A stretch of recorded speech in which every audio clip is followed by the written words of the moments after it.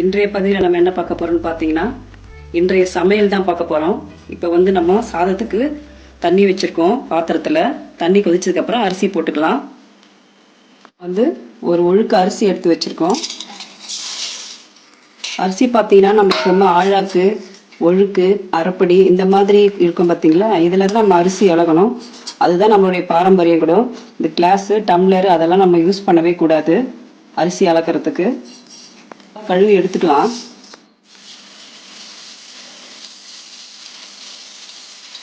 பிடிச்சிருச்சு. இப்போ அரிசி நம்ம ஏற்கனவே கழுவி 10 நிமிஷம் ஊற வச்சிருக்கோம். இப்போ அரிசி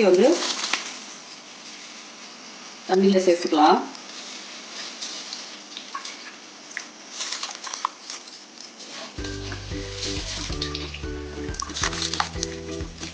அதில் கல் உப்பு சேர்த்துக்கிறேன்.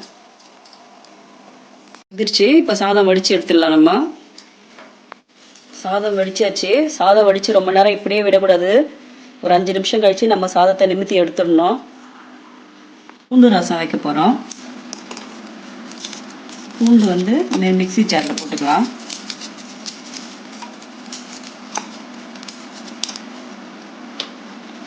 ஒரு ஸ்பூன் மிளகு, ஒரு ஸ்பூன் சீரகம் சேர்த்துக்கலாம்.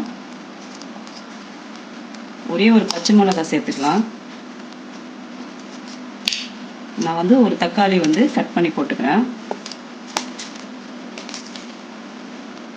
கறிவேப்பிலை சேர்த்துக்கலாம்.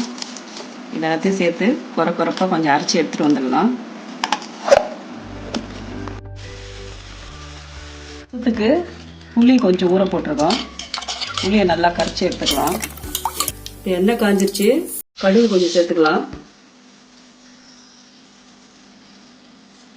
ஒரு 3 காஞ்ச மிளகாய் சேர்த்துக்கிறேன். நம்ம மிக்ஸி ஜாரில் ஏற்கனவே அரைச்சி வச்சிருக்க மிளகு, சீரகம், பூண்டு, ஒரு தக்காளி அரைச்சி வச்சிருக்கோம். கறிவேப்பிலை சேர்த்து சேர்த்துக்கலாம்.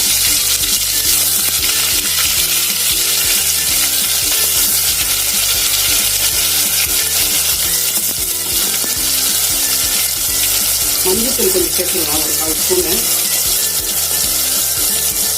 பெருங்காயம் சேர்த்துக்கலாம்.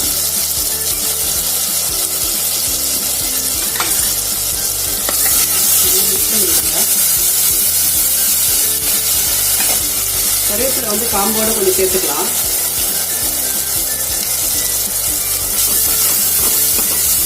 எவ்வளோ கருவேப்பிலை போட்டாலும் ரசத்துக்கு நல்லா இருக்கும். கருவேப்பிலை நிறைய சேர்த்துக்குங்க. ரசத்துக்கு காம்போடையே போடுங்க. எனவே புளியும் ரசம் பொடியும் நம்ம கரைச்சி வச்சிருக்கோம். அந்த கலவை இதில் ஊற்றிக்கலாம். தேவையான அளவு தண்ணி ஊற்றி மிக்ஸ் பண்ணிக்கலாம்.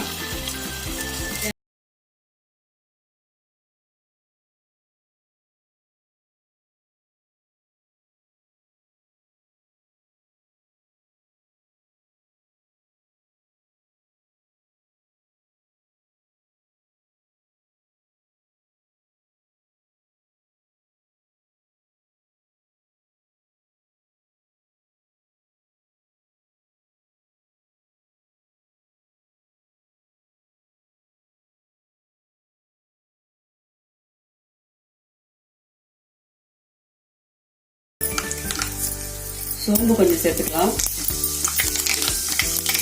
பொடியை நறுக்கிய வெங்காயத்தை சேர்த்துக்கலாம்.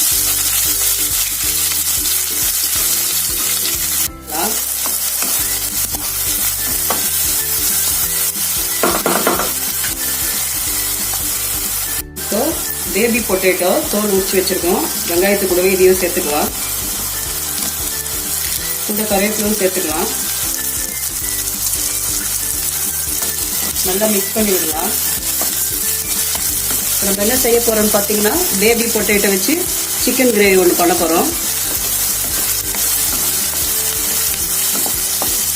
வெங்காயம் நல்லா கொஞ்சம் ஃப்ரை ஆகிற வரைக்கும், கோல்டன் ஃப்ரை ஆகிற வரைக்கும் வதக்கிட்டே இருக்கலாம். உப்பு கொஞ்சம் சேர்த்துக்கலாம். உப்பு சேர்த்துட்டு நல்லா கிளறி விடணும். இப்போ ஒரு ஸ்பூன் இஞ்சி பூண்டு சேர்த்துக்கலாம்.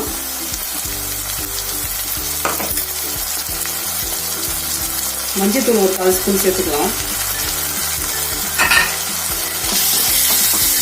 நல்லா மிக்ஸ் பண்ணி விடலாம். தக்காளி வந்து நல்லா ஃபைன் பேஸ்ட்டாக அரைச்சி வச்சுருக்கோம், அதையும் சேர்த்துக்கலாம். நல்லா மிக்ஸ் பண்ணி வச்சுக்கோங்க.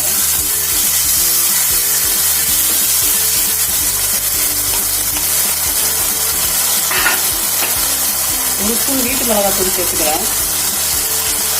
1லேருந்து ஒரு 1.25 சேர்த்துக்கிறேன் நான். இதையும் சேர்த்து நல்லா மிக்ஸ் பண்ணி விடுங்க. ஒரு 1/2 ஸ்பூன் வந்து நான் செட்டிநாடு மசாலா சேர்த்துக்கிறேன். நான் வந்து இன்னைக்கு எந்த பிராண்ட் யூஸ் பண்ணுறேன்னு பார்த்தீங்கன்னா ITC master chef Chettinad masala தான் சேர்க்குறேன். அதில் ஒரு 1/2 ஸ்பூன் சேர்த்துக்கிறேன். சிக்கன் வந்து க்ளீன் பண்ணி வச்சுருக்கேன், அதையும் இதில் சேர்த்துக்கிறேன். நல்லா மிக்ஸ் பண்ணி விடுங்க.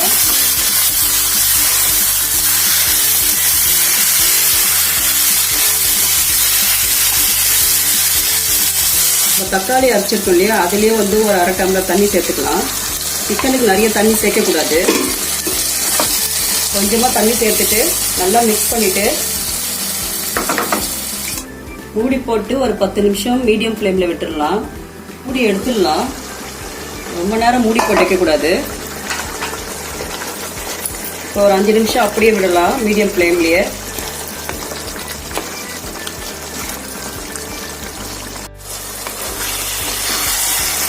அவ்வளோதாங்க, இந்த பேபி பொட்டேட்டோ சிக்கன் கிரேவி வந்து ரெடி ஆயிடுச்சு.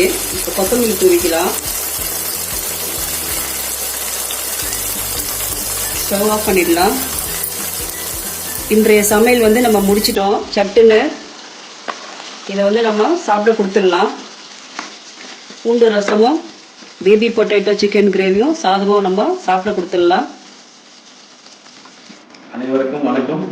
இன்னைக்கு மதிய லஞ்சுக்கு என்னன்னு பார்த்தீங்கன்னா பூண்டு ரசமும் பேபி பொட்டேட்டோ சிக்கன் கிரேவி இதுதான் நம்ம சாப்பிட போகிறோம்.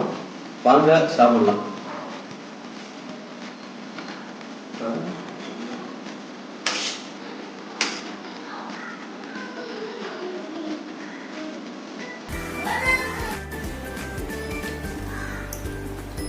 வாசனை